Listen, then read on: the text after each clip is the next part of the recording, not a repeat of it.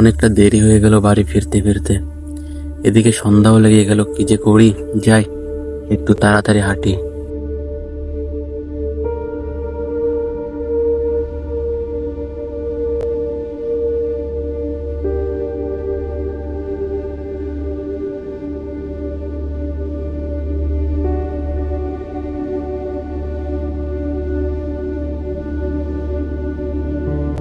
সারাদিন কাঠ কেটে হাঁটতে হাঁটতে কোমরটা ভেঙে গেল।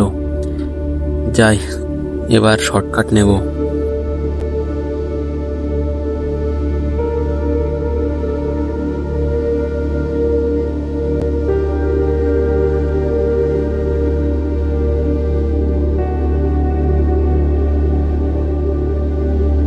যে দেখা যায় একটা বড় গাছ, যাই ওখানে গিয়ে একটু বসি।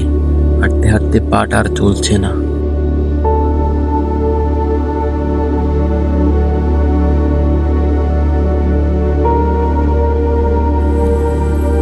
এই গাছটার বিষয়ে বহু লোক ভুতুড়ে কথা বলে, কিন্তু আমি তো এসবে বিশ্বাস করি না। যাই হোক, গিয়ে বসি। ভূত কি সত্যি এখানে থাকে? আর যদি থাকতো তাহলে এতক্ষণ কিছু না কিছু তো অবশ্যই দেখতাম।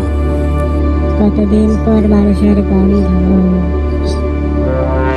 কে কে কথা বলে?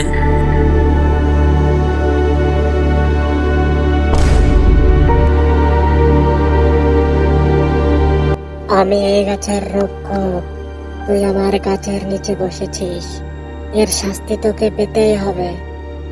তো তো তো তুমি কি গাছের আত্মা? শুনতে চাস আমি কে? তবে শোন, অনেক দিন আগে আমি এই গাছটি রোপণ করেছিলাম, কিন্তু এক দানবিক লোক এসে আমাকে গাছের সাথে বেঁধে মেরে ফেলে। তারপর থেকে আমি এই গাছেই বড় হয়েছি। তুমি তো ভূত নও, তুমি তো গাছের আত্মা।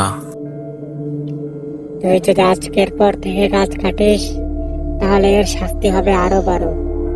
আমি আর কাঠ কাটবো না, আমি শপথ করছি। দয়া করে আমাকে ছেড়ে দাও। তোকে শাস্তি না দিলে তোকে কিছু শেখাতে পারবো না। আগামী 1 মাস তুই এই গাছ পাহারা দিবি। আরো গাছটিকে পাহারা দিতে শুরু করে।